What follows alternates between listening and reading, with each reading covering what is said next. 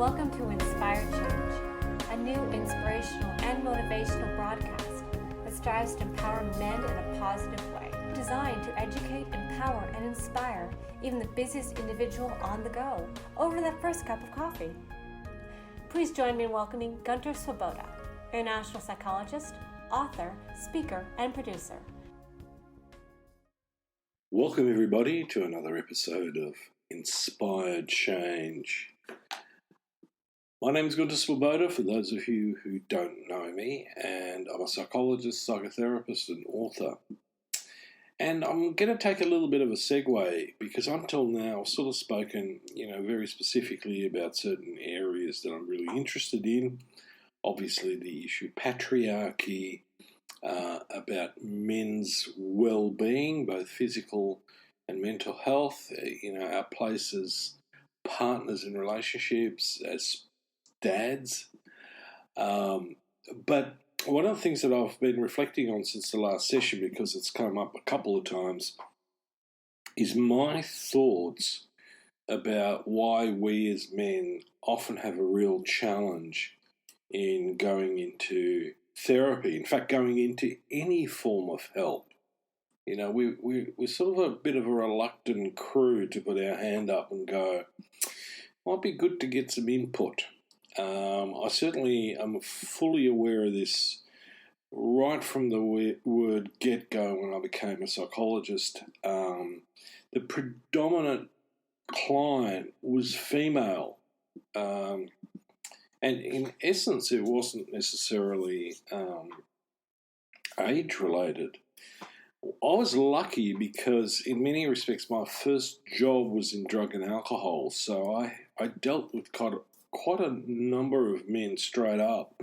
And the other area that I started working in very specifically was with Vietnam veterans. I'm sure I've shared that with you before. So for me, there's always been a place of thinking very specifically about men's issues, cultural attitudes about men, the issue between sex and gender, and the influence between all those issues, whether they're situational or systemic, and what's the nature of man, or what is the nature of masculinity, or as I often put it, masculinities, because I don't think there is one size fits all.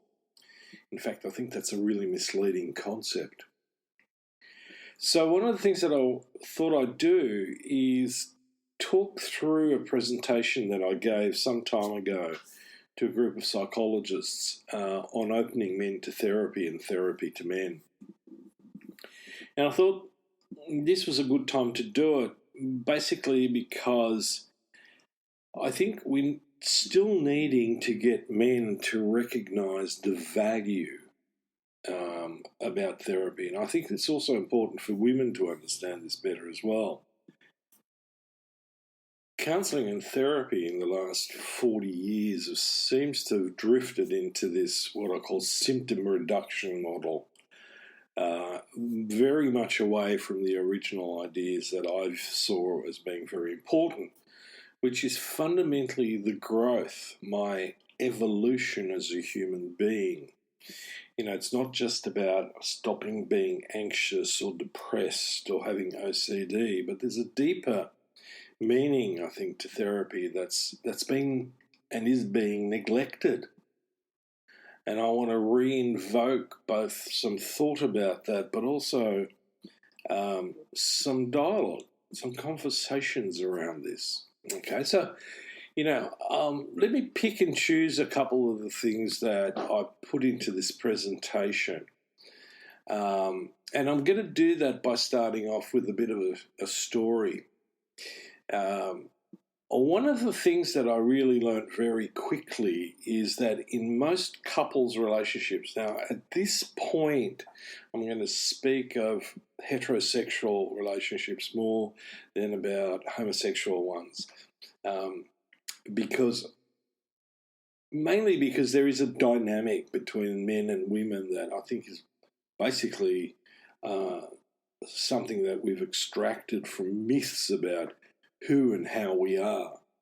And there's a gender bias in it, and I make no bones about that.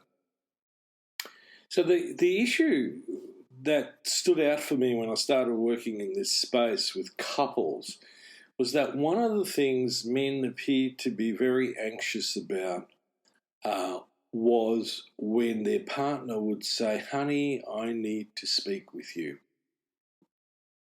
Now, most guys, and I'll bet most of you listening to this will continue sort of to go, okay, where's this going?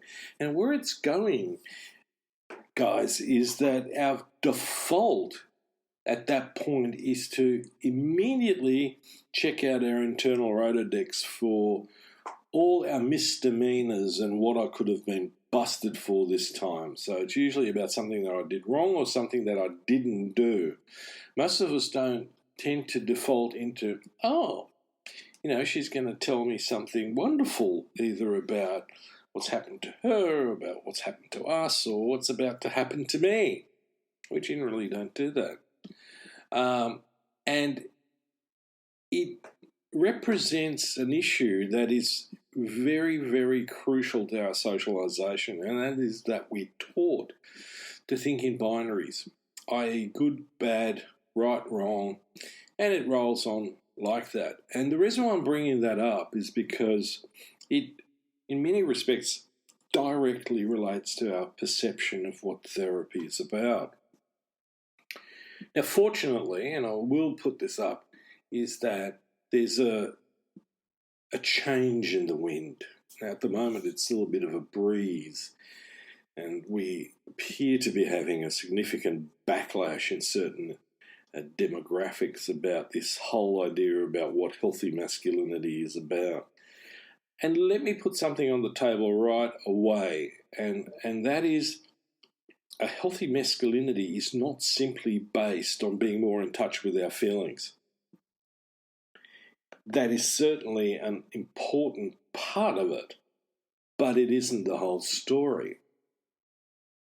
So, if I go straight to the point and ask the question, what do I think has stopped men from engaging in therapy? There's a whole host of issues that come up. And most of those issues are located immediately into the traditional ideas about what it is to be a man, or masculinity. Okay? And I want to really unpack that a bit, because I want men and women to really think about this. And I'm not now just speaking to, the average person or the person who's not educated in psychology or in psychiatry or in that level of educational realm. I want to speak to psychologists and therapists as well, psychiatrists, doctors, because we are fundamentally at the pointy end of the stick.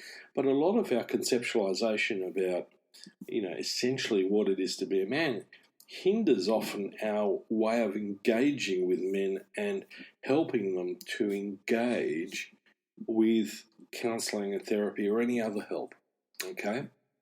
So I talk about what are some of the handbrakes that challenge men getting out there and getting some counselling or some psychotherapy. Well, the first thing that I really picked up on was that fundamentally psychotherapy was created by men for women. And here's the interesting part, it was to treat women, right? So there is embedded in it a certain paternalistic, patriarchal element, right? And we're talking now about the late 19th century, early 20th century. But that attitude persisted probably right into the mid-50s. So the next point is that we have some really fixed cultural and social ideas about masculinity that, as I implied before, are held by both the helper and the client. For example, I'll give you a classic gender one, and that is, I worked with a woman once who was suffering from postnatal depression, and her GP was fundamentally a guy in his late middle age. And when she approached him and she was having, really bearing her soul to him, according to what she said to me, she said, the problem, the thing that scares me the most is that I don't seem to feel like a mother. I don't really have that, super fuzzy, warm feeling towards my child. And, she was a relatively new mum, and the GP's response to her was, it's okay, you just need to wait for the maternal instinct to kick in. Now, apart from anything else, we know scientifically, empirically, that there is no such thing as a maternal instinct. Maternal behaviour is the result of having been appropriately socialised as from girl to ultimately mother by seeing how other women mother children. It's a modelling thing to a large degree. And a lot of that doesn't depend on how you feel. It depends on what you do. Now, we as men face similar things, okay? Issues about expression of emotion or how we behave towards each other. And if you're a little boy, how do you play well with others? Now, the third point that I want to make is the majority of therapists currently are women.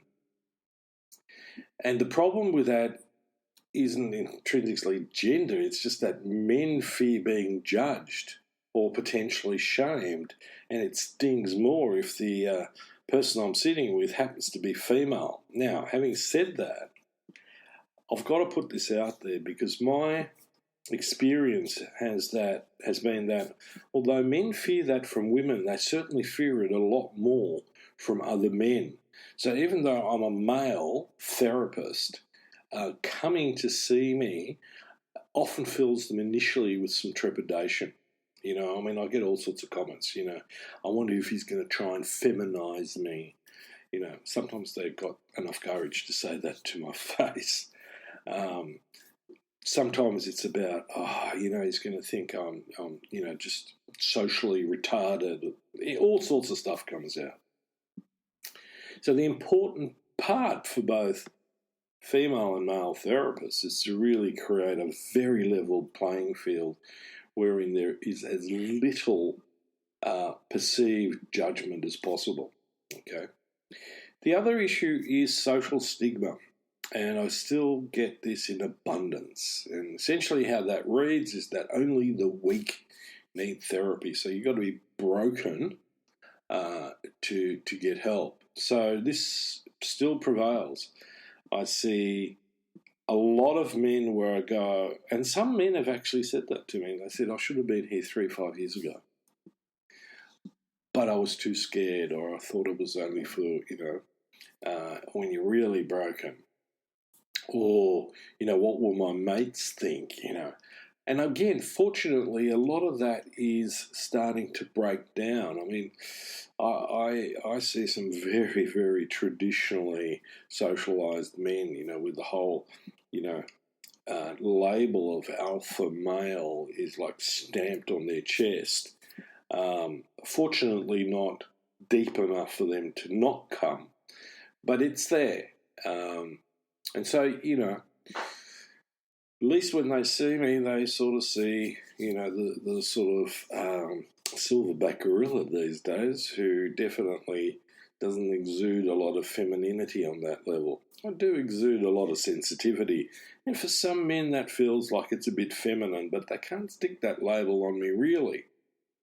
And we often have discussions about, their conceptions, their misconceptions, and how that fits into their relationship with me. So part of that social stigma is overcoming this need to be strong and stoic. Right? Now, stoicism has its place, and some people actually need a lot stronger dose of that than others. But, in our male culture, we've taken that to the point of the ridiculous and dangerous.